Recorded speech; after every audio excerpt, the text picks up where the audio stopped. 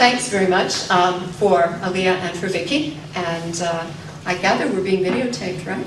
So maybe I could get a copy? Of course. Okay, we can negotiate that later. Right. Okay, so I'm going to read two poems now that are by me. And the first one was inspired by an encounter with a Greek poet at an international poetry festival in Hong Kong.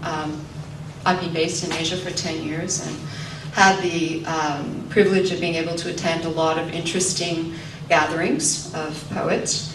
In October, this coming October, we will be going to the Ubud Literary Festival in Bali with Not a Muse. I don't know how many of you are familiar with that, but that's a feather in our cap. So we're rather pleased about that, as well as about being here tonight. Anyway, this poet, or this poem, is also inspired by Margaret Atwood's The Penelopiad. I don't know how many of you have read it. Mm-hmm. Yeah, but it's from the point of view of Penelope, for a change. Why I won't worship at your feet. Because I am more than a handmaiden who holds up a silver disc so you can admire your reflection. Because I am beyond conquest here among the asphodel, wandering the Elysian fields.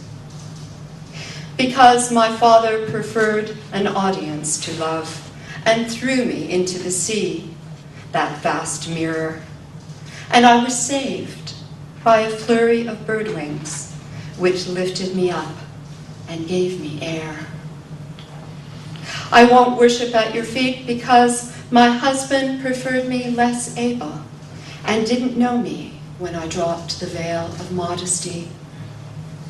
I won't worship at your feet because, though I love the rhythm of your ancient Homer, with verses constant as the sea, breaking on the shores of memory, I prefer the story of Penelope, who was kind and patient to compensate for her cleverness, and unpicked it in the dark every night, like Laertes' shroud, so it was never finished, never seen by day. And finally, before I introduce Elisabeth, I'm going to share one more poem. For me, it, like Vicky's poem, Muse, that I read a moment ago, it represents the essence of this anthology. And I think women, writers, poets tell stories to save our own lives, just like Scheherazade. So, Scheherazade. I am Scheherazade. I dance this poem. I am snake charmer. Lure the dangerous reptile from his basket in the marketplace. He bobs and sways in time to my drum and drools milky venom as I swivel my hips, beckon with my cobra arms.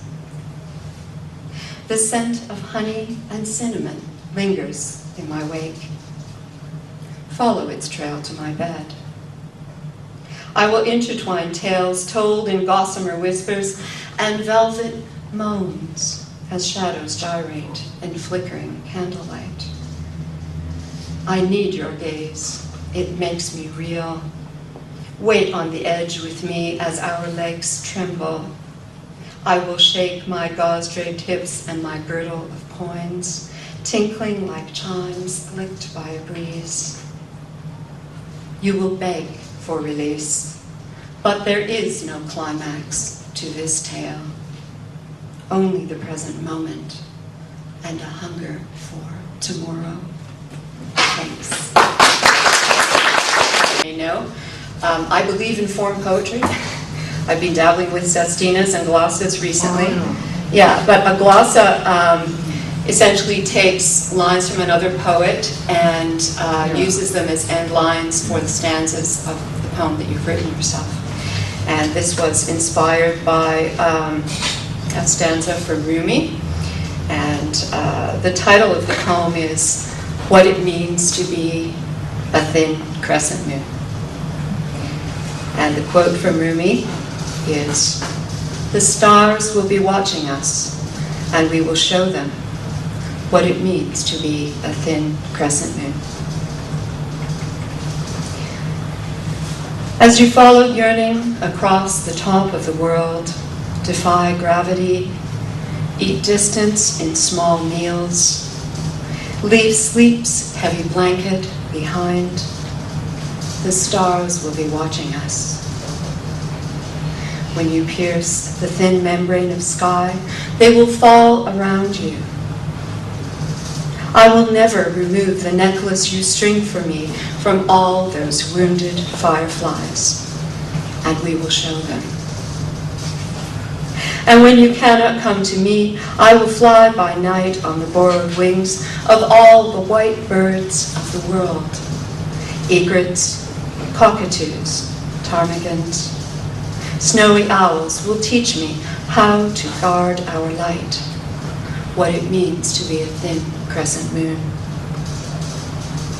Shadows flow like water across each day we are apart. Fold me in their wings at night when I whisper this prayer. Help me cradle his absence as close to my heart as his touch, and let the stars watch over us. Thanks.